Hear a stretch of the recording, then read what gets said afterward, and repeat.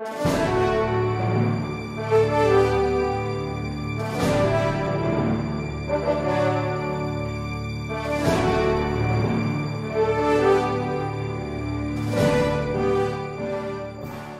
sir. Is it my impression correct? Is the Chief Justice going to appear, is willing to appear before this court if and when this court grants your request to subpoena these certain persons that you've mentioned? Your Honor, while his statement is not to testify, is not conditional. I wish to make that clear.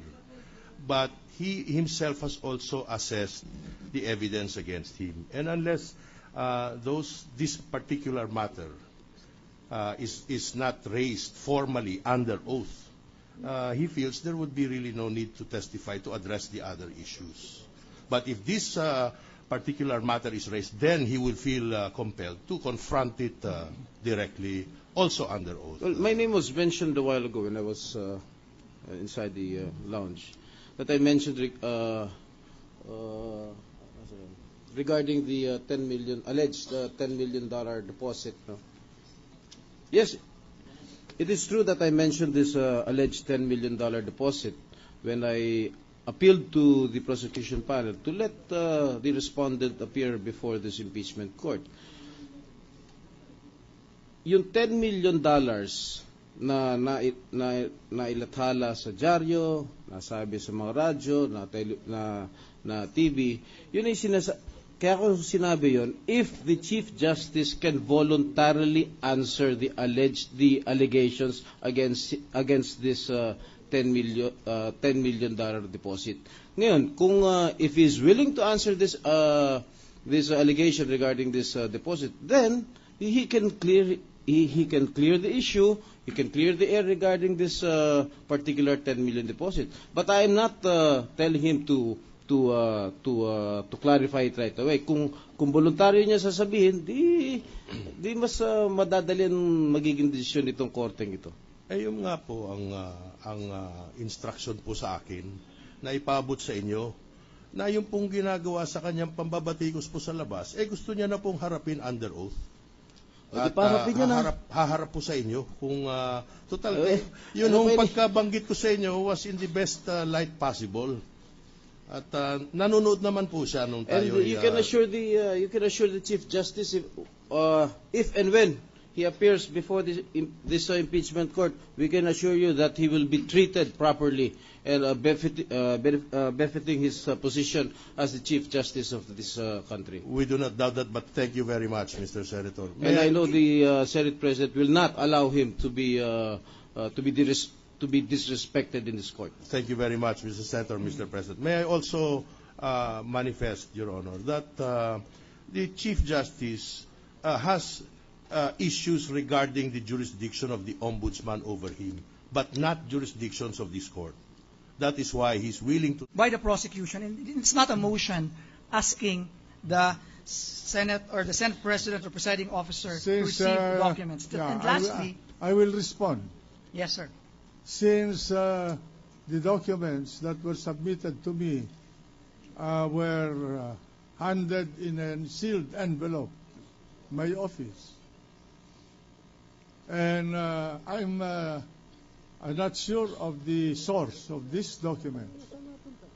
If you know the people who submit them to me, then you require them to furnish you with copies of the documents because they do not want to be a party to any illegal act. All right? Yes, sir. Okay. Actually, sir, Mr. President, it is in our motion that it is based on the report, the media report that came from Mr. Harvey Kek. If there is an illegality, a violation of the foreign currency deposit law, then this chair is not willing to be a participant to that.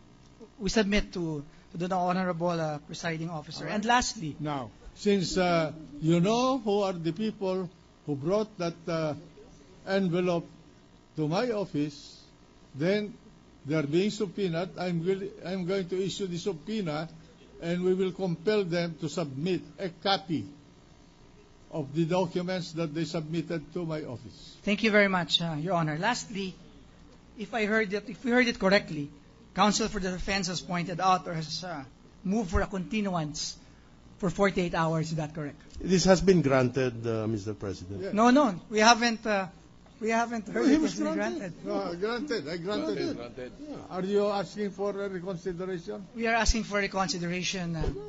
All right. What is your reason? It's within 48 hours, meaning there will be no hearing tomorrow. Yes. Your Honor, there are pending witnesses who were already issued subpoena by this honorable court, and this is a different. This matter that was brought up by the defense is different matter, consisting of different witnesses, a set of witnesses, with the witnesses who were already issued subpoena. And we can count, Your Honor, that there are at least 3 or 4 Who are those? witnesses who were already issued subpoena by this honorable court. And we would like to continue tomorrow, Your Who are Honor. those?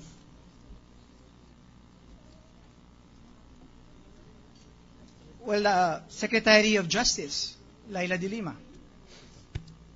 Your Honor, Why don't we hear? COA from the Commission on Audit, La Villa, certain La Villa. Your From Ateneo, seller of Cubao property, certain Encina. And Attorney Pineda, the clerk of court, RTC Makati.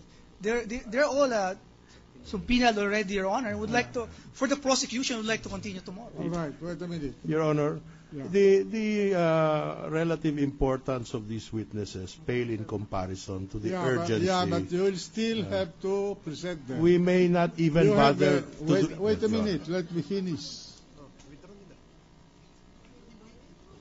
If Let me finish first.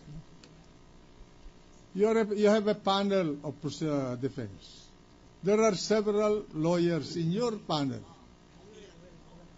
My God, cannot one half of you attend to the preparation of the subpoena that you are asking and interview of the witnesses that you want to present so that we can use up I agree with the proposal of the prosecution.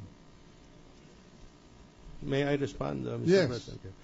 Mr. President, we may not even need to present the other witnesses. We feel that we can dispense with them if you're given a chance to assess our position again, in view of the sentiments expressed yesterday. When are you going to present the Secretary of Justice? Actually, we may not. Then we may why not even make a have to do decision that. so that we can forego that? We need to have a little time, Mr. President. Yesterday's events rushed us into a need to bring this matter forward regarding the $10 million. So the issue of the $10 million. So we are just requesting for the kind indulgence of the court. After all, we are very willing to confront all the issues. Now, if it's just a matter of the remaining witnesses, Your Honor, I believe that this is more important. All right. Thank you very much, Mr. 48-hour continuance is granted, and we will lengthen the period of the trial next week. Thank you very much, Mr. Mr. President, before I move to adjourn, may we recognize Senator Franklin Relon? The gentleman from Iloilo.